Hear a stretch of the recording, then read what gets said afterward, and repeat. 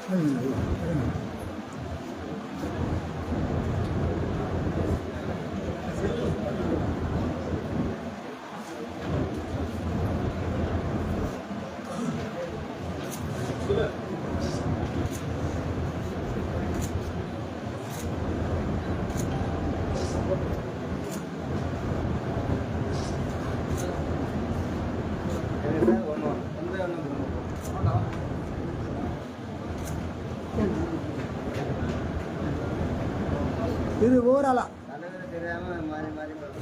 ஆப்போசிட்ல போய் போடுது.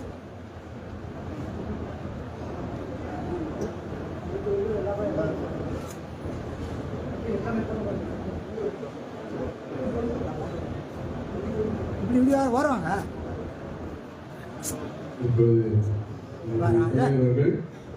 உரையாற்றும்படி உண்டாக்கி கொண்டிருக்கிறோம். ஏன்பா ஒரு ஒரு ஆளா அனைவரும் இருக்கைகளில் சென்று அமரும் என்று கேட்டுக் கொண்டிருக்கிறோம்.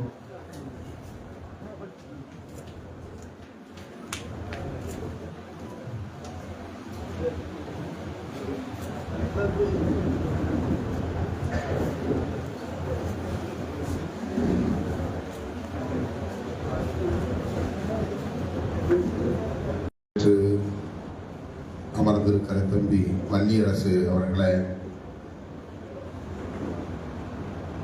சாட்சியம் அளித்திருக்கிற உறவினர் ஏர்னஸ்ட் அவர்களை, திரு செல்வநாயகம் அவர்களை, திருமதி குமாரி சாமுவேல் அவர்களை இந்த இரங்கல் நிகழ்வில் பங்கேற்று தேவ செய்தி விளங்கியுள்ள நமது பேராயர் ரெவரண்ட் டாக்டர் ஷர்மா நித்யானந்தம் அவர்களை, மேனாள் பேராயர்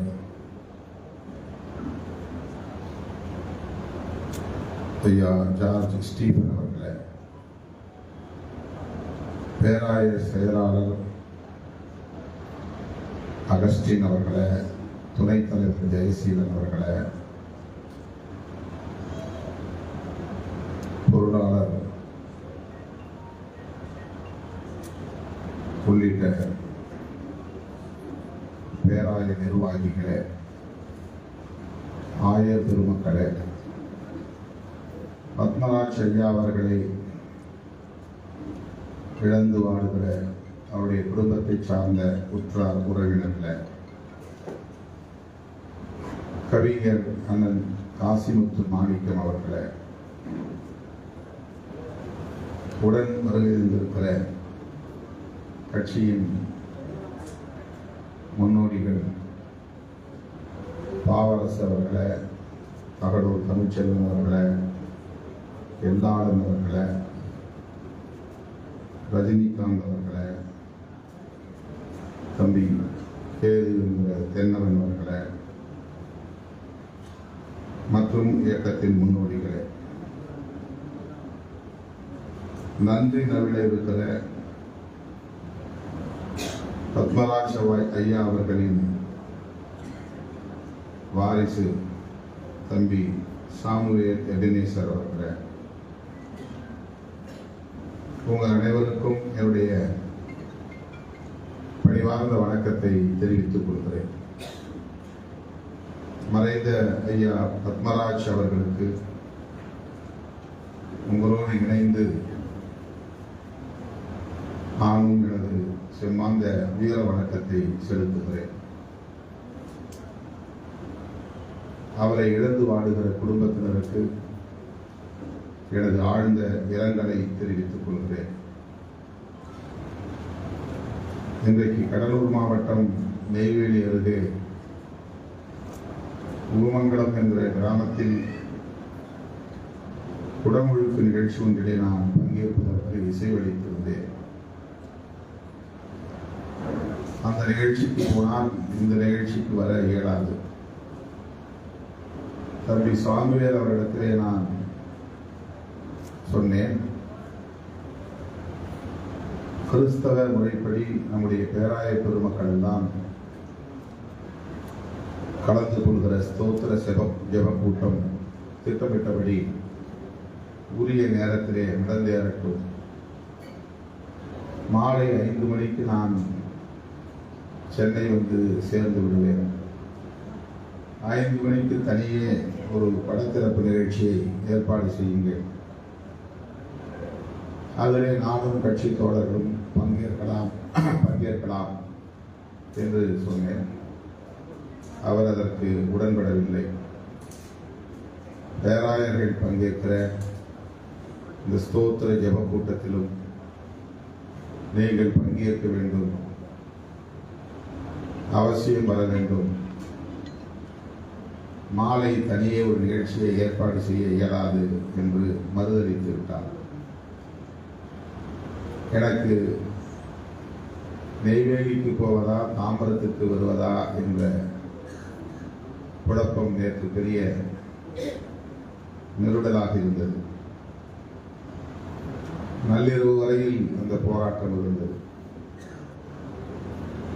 சாமுவேல் கோபித்துக் கொண்டாலும் பரவாயில்லை, நெய்வேலிக்கு போய்விடலாம், அங்கே பெருந்திரள் குடமுழுக்கு வருவார்கள், தொகுதியாகவும் இருக்கிறது, வரவில்லை என்றால் அதையே ஒரு செய்தியாக ஆக்கி விடுவார்கள் என்று நான் மூட்டை பிடிச்செல்லாம் கட்டி தயாராகிவிட்டேன். ஆனால் திருமண ஒரு சந்திப்பு புறப்படுவதற்கு காலத்தாழ்வு நேர்ந்திருக்கிறது. பிறகு அந்த ஊரிலே தொடர்பு கொண்டு நாளை உள்ளூரில் உள்ள இயக்கத் தோழர்களை வைத்து தண்ணீர் ஊற்றி குடமுழுக்கு நிகழ்வை சிறப்பாக நடத்துங்கள். நான் இன்னொரு நாள் வந்து கோவிலுக்கு வந்து உங்களோடு இணைந்து சாமி கும்பிட்டுக் கொள்கிறேன், பொறுத்தருள வேண்டும் என்று கேட்டுக்கொண்டேன். சென்னையில் தம்பி சாமுவேல் அவர்களின் அழைப்பை ஏற்று மறைந்த ஐயா பத்மராஜ் அவர்களுக்கு நடைபெறுகிற பேராயர்கள் பங்கேற்கிற ஜெப கூட்டத்திலே பங்கேற்போம் என்று முடிவு செய்தேன். 11 மணிக்கெல்லாம் கிளம்பிவிட வேண்டும், சரியாக பேராயர்கள் வருவதற்கு முன்பே இங்கு வந்துவிட வேண்டும் என்று எவ்வளவு முயற்சித்தும் முடியவில்லை. நான் இரவு தங்கியது எப்படி பலருக்கும் தெரிந்ததோ தெரியவில்லை. என்னுடைய பயண திட்டத்தின்படி நான் சென்னையில் இல்லை, இன்றைக்கு கடலூரில் இருப்பதாகத்தான் அறிவிப்பு. ஆனால் நான் சென்னையில் தங்கியது எப்படியோ தெரிந்து 100க்கும் மேற்பட்டவர்கள் காலையிலேயே வந்து குவிந்து விட்டார்கள். அவ்வளவு பேரையும் நான் பார்த்துவிட்டு அங்கிருந்து புறப்பட இவ்வளவு நேரம் கடந்து விட்டது. நம்முடைய பேராயர் டாக்டர் சர்மா நித்யானந்தம் அவர்களும் பேராயர் ஜார்ஜ் ஸ்டீபன் அவர்களும் முன்கூட்டியே வந்து மேடையில் அமர்ந்திருக்கிற நிலையில் காலந்தாழ்ந்து வர நேர்ந்தது வருத்தம் அளிக்கிறது. இந்த சோத்திர ஜப கூட்டத்தில் பேசப்போகிறோம் என்ற எண்ணம் எனக்கு இல்லை. மலர் தூவி அஞ்சலி செலுத்துவதோடு சரி என்றுதான் நான் எண்ணியிருந்தேன்.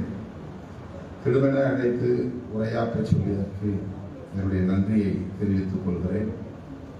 ஐயா அவர்கள் கர்த்தருக்குள் நித்திரை இணைந்திருக்கிறார் என்று இந்த துண்டறிக்கை பொறிக்கப்பட்டிருக்கிறது.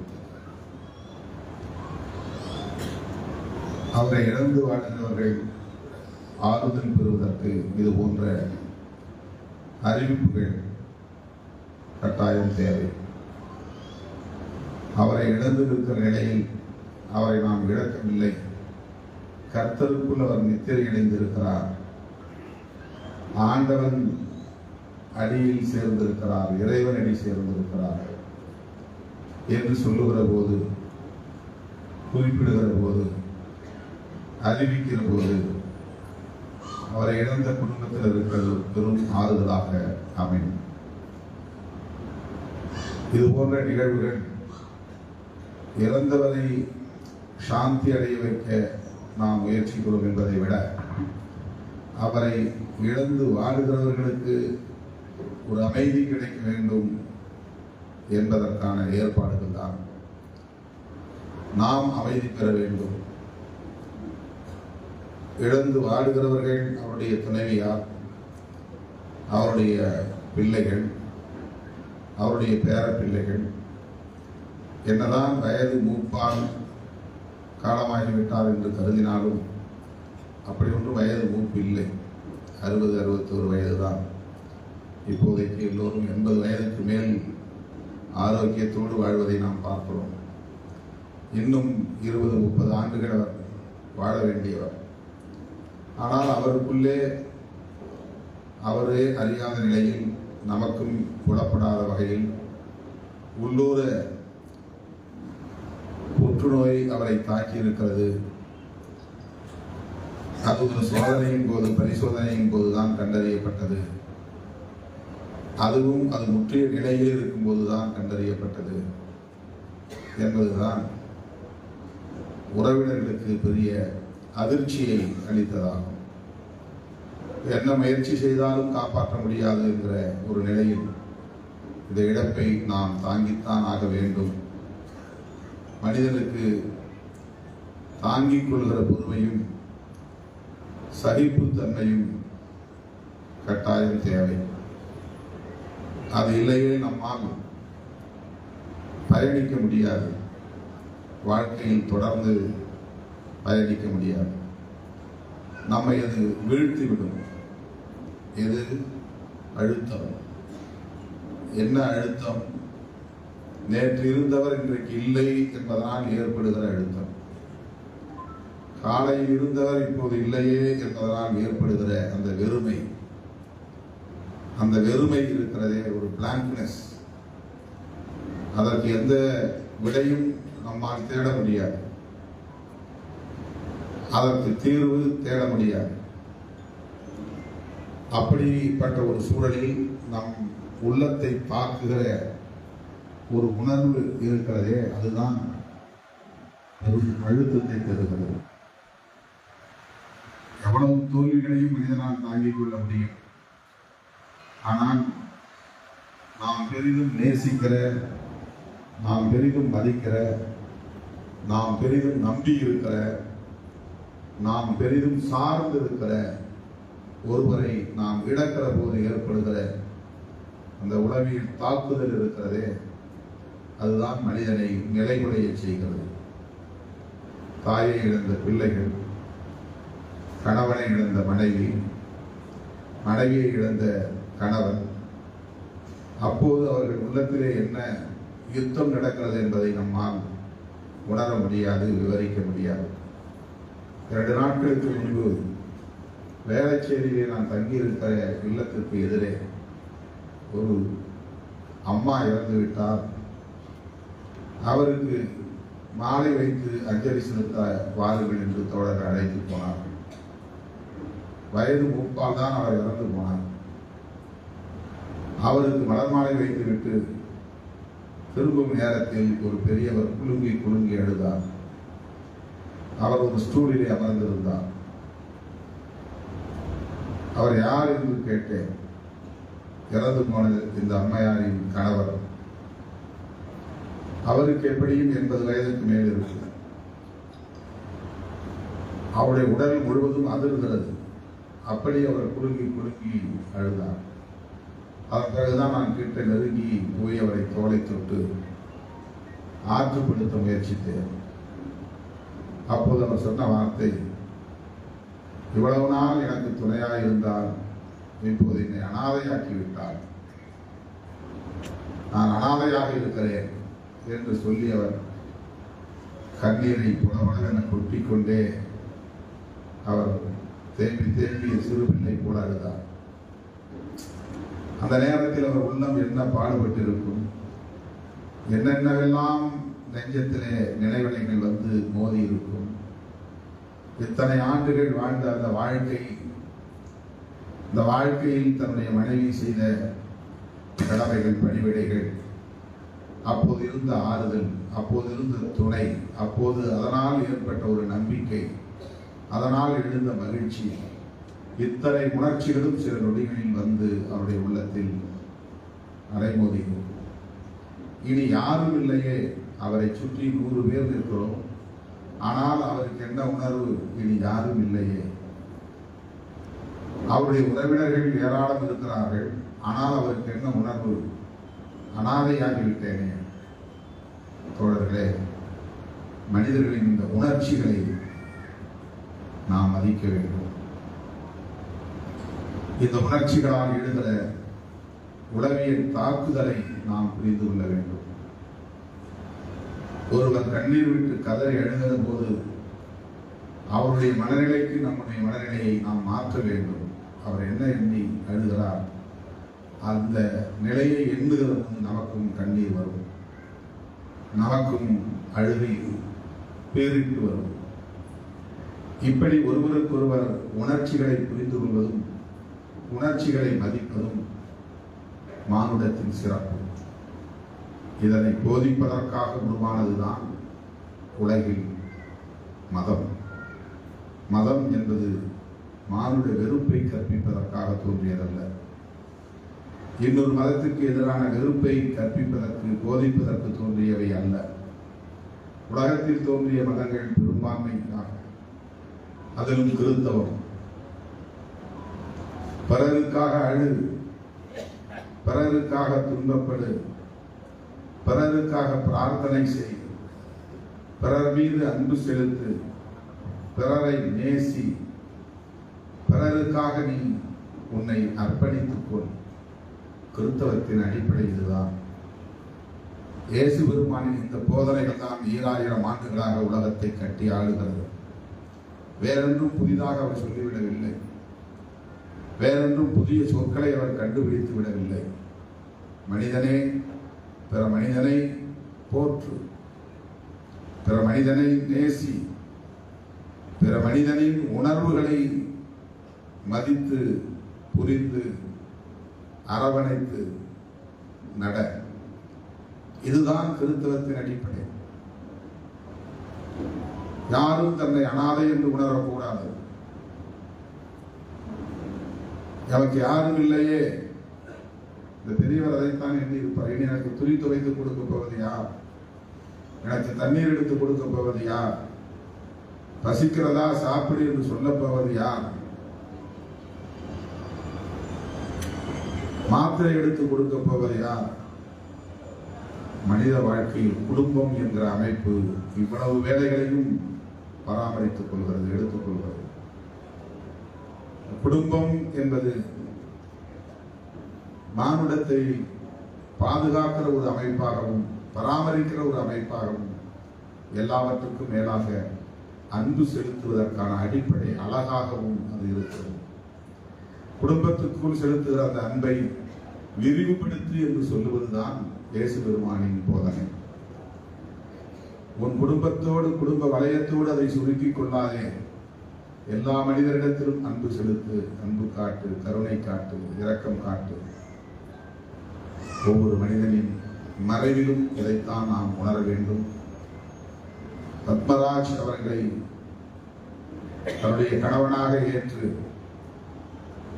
இத்தனை ஆண்டுகள் அவரோடு வாழ்ந்து பிள்ளைகளை பெற்று பேர பிள்ளைகளை ஏந்தி முத்தமிட்டு மகிழ்ச்சி அடைந்தாலும் இனி இவ்வளவு பேர் இருந்தாலும் எனக்கு யாரும் இல்லை என்றுதான் நம்முடைய அக்கா அவர்கள் நினைப்பார். அவரை தேற்றுவது, அவரை போல வாடுகிற உள்ளங்களை தேற்றுவது, அந்த தேற்றுகிற பணிகளை கடமையாக கொண்டு செய்வது, இதுதான் இன்றைக்கு இது போன்ற ஜெப கூட்டத்தில் உயிர் நாடியாக இருக்கிறது என்று நான் நம்புகிறேன்.